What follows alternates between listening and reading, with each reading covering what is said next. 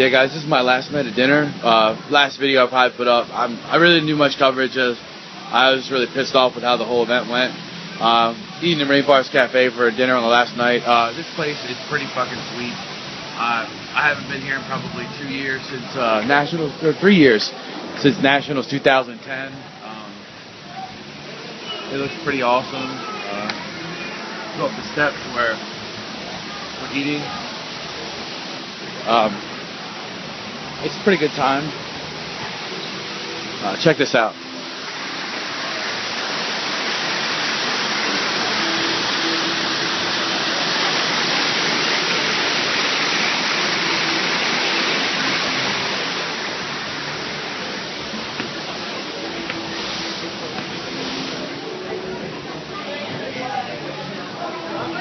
It's supposed to be like the sky above us. Fish tanks.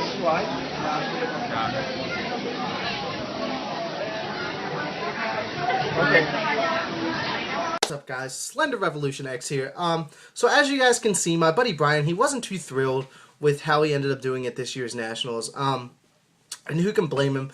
I just wanted to put in there, like, after this, that he went 4-1-3 with the 3 draws, which is incredibly, like, mind-blowing. It sucks to draw in time and have that be the reason that you didn't make it to day 2.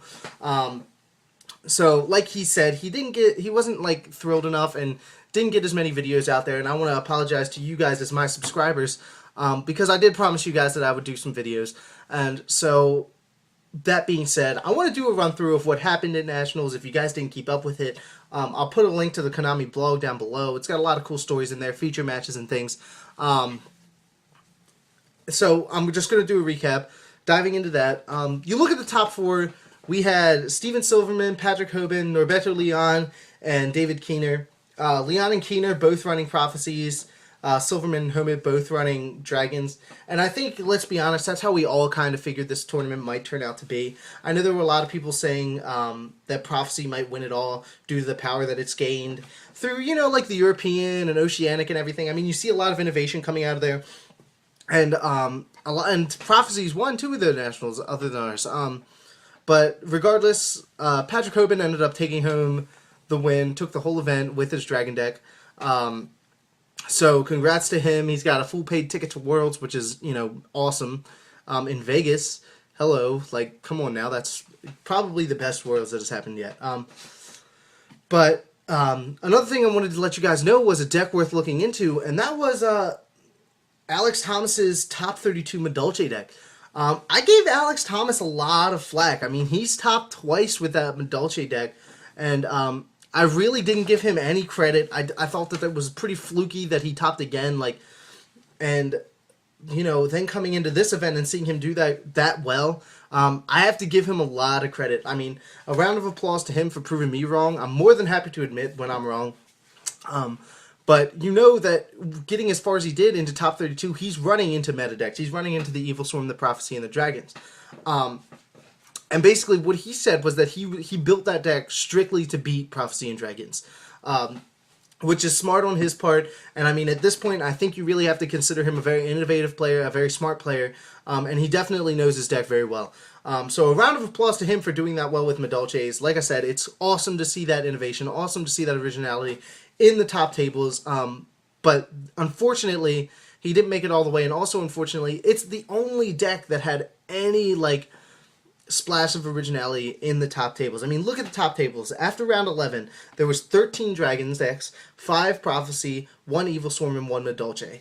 I think that's how we all kind of thought that was going to turn out, due to the fact that, you know, Dragons are so consistent, and Dragons and Prophecies have been running Nationals, have been winning the WCQs all around the world, so why would ours be much different?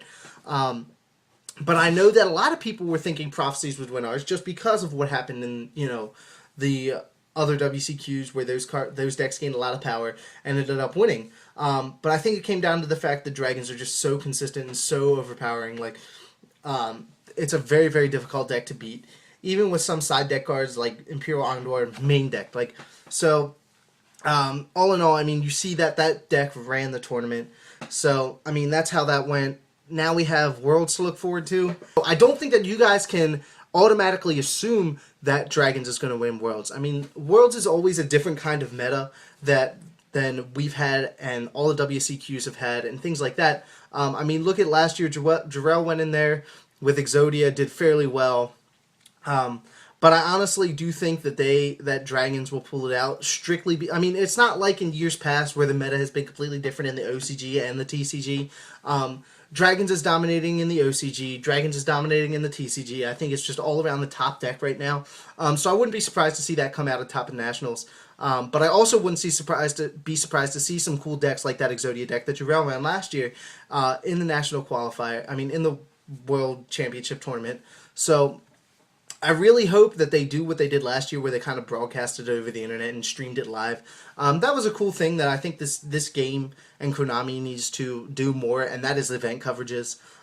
It's a shame to not be able to see like live streaming events of feature matches at Worlds, at YCSs, things like that. I mean, they have this game produces so much money and has such a huge fan base that it would be cool to see something like that, not just on the world scale. So if you guys have any comments, leave your thoughts below. I'm gonna link the deck profile for Alex Thomas Esmond Dolce to this video, probably Patrick Hoban's Dragon decks to this video.